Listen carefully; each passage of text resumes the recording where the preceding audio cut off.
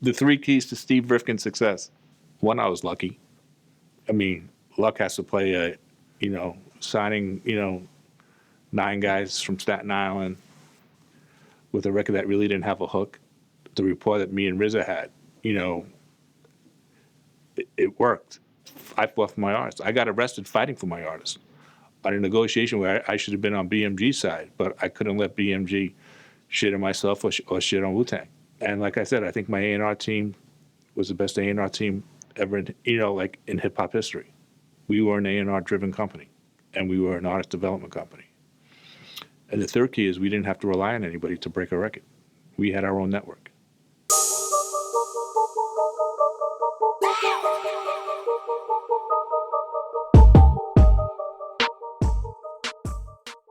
If I could talk to young Steve Rifkind, well, I would tell him a lot of things.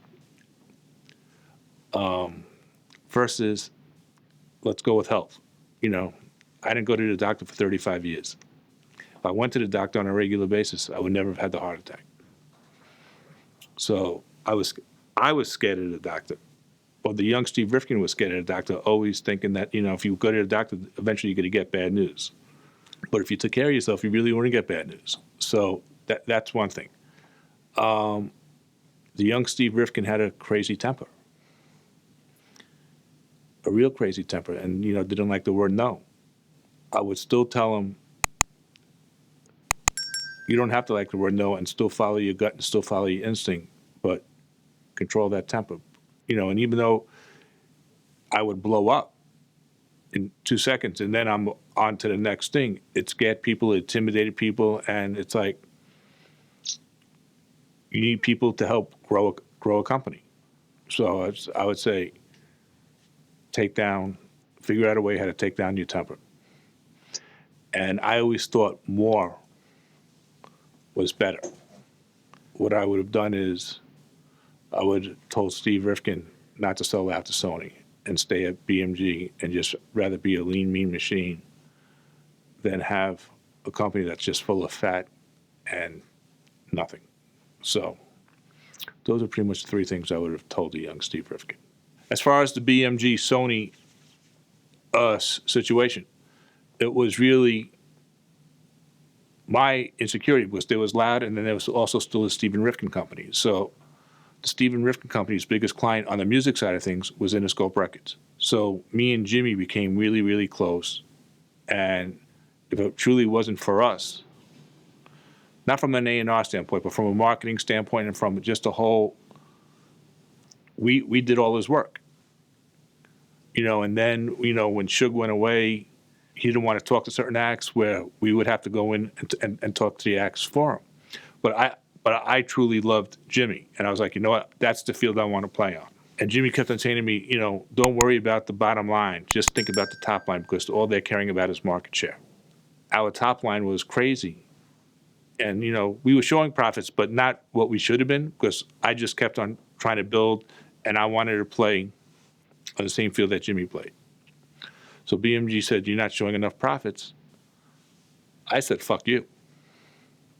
And they said, all right, well, you could leave, just find a new home. And I went with Tommy. And they made Loud the third major inside the Sony system.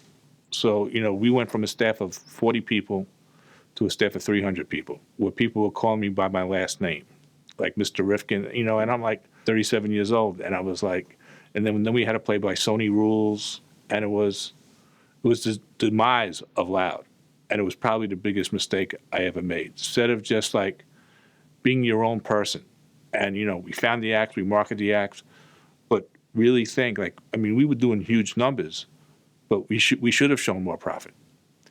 But I wanted to play with Jimmy, I wanted to play with Tommy, I wanted the plane, the expense account, that's what it was. So in June of, I want to say 99, we sold to Sony. And then I was an employee for 3 years. It was the worst 3 years of my life, besides the birth of my twins. And I left and I started another company in 2002. For those who don't know who I'm talking about, I'm talking about Tommy Mottola, who I love to death. And, it had nothing to do, my 3 years of misery had nothing to do with him because he supported me to the fullest. But it was everything else that just went to shits. Tommy Mottola taught me to work. Like, Tommy was a worker, and also what Tommy did, Tommy put the best people around him.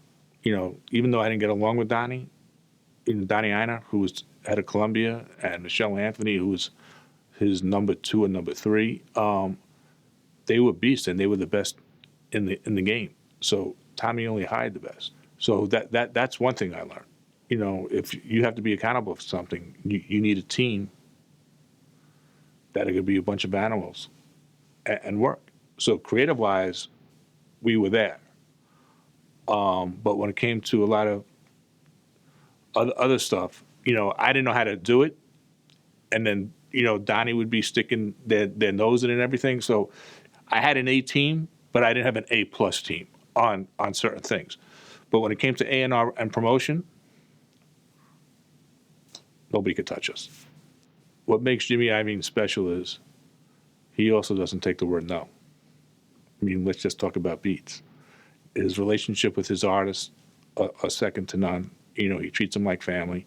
Him and Dre have this incredible 1-2 punch. They started Beats, and 6 years later, they sell a company for over $3 billion to Apple. And that was always his vision. And Jimmy is so focused where he just kept on going until he got his sale to Apple. There would be time, he used to throw movies at his house every Saturday night, and it would be Dre, it would be Teddy Riley, it would be Gwen Stefani, and it was just like, it was all about the artist. And he really wanted to make sure that they were okay. I mean, the artist always came first. What I learned from Jimmy really was laser focus. Laser focus. When that No Diggity record came, I remember it was like they scanned more records than they shipped. Which who the hell knows? But he was laser focused. I remember we went to go see, was me, him, Dre, Tom Wiley, and Rob Stone. They're performing somewhere in Anaheim, and it's like an hour ride. And he's not driving, but somebody's driving, right? And for a fucking hour, that's all he's talking about is this one record. And the record's already gone. Like, it's not like, we got to set up this record, we got to plan this record. The record's already gone, and he was still laser focused. So that's really what I learned from Jimmy. The 3 keys to Steve Rifkin's success. 1, I was lucky. I mean, luck has to play a big part. Signing 9 guys from Staten Island with a record that really didn't have a hook, and just the rapport that me and RZA had. It worked. But again, one of the keys is I did let I fought for my artists. I got arrested fighting for my artists on a negotiation where I should have been on BMG's side, but I couldn't let BMG shit on myself or shit on Wu-Tang. And like I said, I think my A&R team was the best A&R team ever, in hip hop history. So I take, Matty, Free, Sean C, Shane Mooney, Malik Levy. I know I'm missing some people, but I mean, the nucleus of that was we were an A&R driven company, and we were an artist development company. And the third key is we didn't have to rely on anybody to break a record. We had our own network. Outside the monetary success that I had is, seeing Gio Bivens, who's head of urban promotion at RCA, seeing yourself, seeing Jello, having, this company who's actually interviewing me right this second, and seeing how you've grown, and it's not, I never looked at it about me. It was always about everybody else, because, I'm a basketball junkie. So, like, as great as Michael is, he needed Scotty, right? I could have been the greatest, whatever, but you know what? Without Rich, without my brother, without my cousins, without Mojo, without Gabi, without all these people, it would have just been another company. So seeing them all grow is, as Rich as the number 2 man at Def Jam now, I mean, that puts a huge smile on my face. A lot of people don't know that I financed Cornerstone with Rob. Rob Stone is not the rapper. Rob Stone is one of the best executives in music. He has a company called Cornerstone, and he also has a company called The Fader. One of my closest and dearest friends. We talk 2-3 times a day, and he's just an amazing guy, and he has an amazing company. There's a lot of, there's a kid by the name of B. Wynn who, who's in LA, who's, I guess, part of, I don't know if he was part of the street team or part of the marketing, but he's doing incredibly well now, right? Combe Chantel, who is my creative guy, has, him and his wife have the biggest hottest retail store in all of LA. It's not about me winning. I like to win, but seeing everybody else win as they grew. The Pepsi deal through Steve Rifkind Company was probably the biggest deal I ever did, but it was probably also the worst deal I ever did. Because they found out that we were ready to do a deal with Coke. And they just didn't want us to be in business with Coke, so they quadrupled the deal in pay, in length, in everything, but they just kept us on the sidelines. So we couldn't even really grow. With Coke, we were really going to be a full creative arm for Coke. So that's one of the things where sometimes you just can't do it for the money. My credit was not taken out to the level that it should have been. I should have stayed at BMG. Change is good. The record business is back on an upswing. There's still some old components that you do need. I still do think you need radio, even though playlisting, with Spotify and everything. But, then you take somebody like Little Pump. His radio is YouTube. He has 11 million subscribers. And, he could get one song on the radio, no songs on the radio. But, when you have 700 million views, what else do you need? Those are the things that I'm learning and that I'm trying to attack, where it's like, fuck most added. Right? We have this new video that we just shot with Pump, right? We're at 50 million in 3 fucking days. This video is going to be 500 million to 1 billion views, in 4 to 6 months. That's the new radio. Granted, would I love GCI to be playing the record or Power to be playing the record? 100%. But, remember how we used to start records back in the day through Mix Show and everything else like that? You got YouTube now. You got playlisting now. Granted, if we could still get Flex or whoever, just whatever it is. But there's other components now that are truly breaking records. So like back in the day, like when we started, this would have been our street team. Like we wouldn't have worried about, let's get let's lock down YouTube. Let's lock down, the people on the playlist. 300 million streams, 700. I mean, you have 1 billion streams somewhere. That's fucking unheard of. YouTube is ahead of the game and by far, but for them to even get better, they're going to need competition.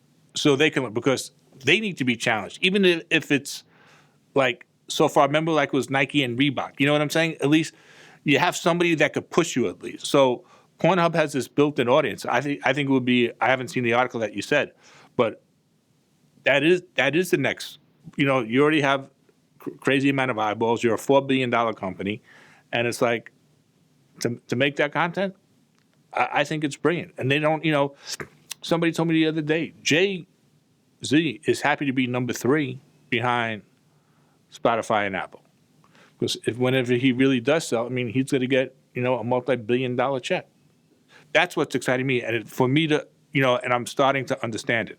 It's like when I met Pump's managers and their consultants, they, the consultant used to be the CEO of Warner Brothers Records. And he's like, this is our radio. We don't give a shit about anything else. I don't think blogs are dead. I don't. I think it's just all part of, I've had this saying for 30 years. The streets don't lie, and you really can't stop word of mouth. A blog might be a different word, but I don't think the blogs are going to be dead because people are still going to have to find music, if it's through YouTube or Pornhub or whatever it is. They're looking, I got 3 kids. I got a 23-year-old and I got twins that are 17. My 17-year-old son, you walk into his room after he's done with homework. He has his phone, his iPad, his computer, and a TV, which is a video game, which, I'm not a big video game person, right? So, he's talking to the whole fucking world and doing 4 different things at once. And I'm scratching my head. I'm like, how the fuck do you do this? Hey, it's Steve Rifkind. You're watching 24/7 HH.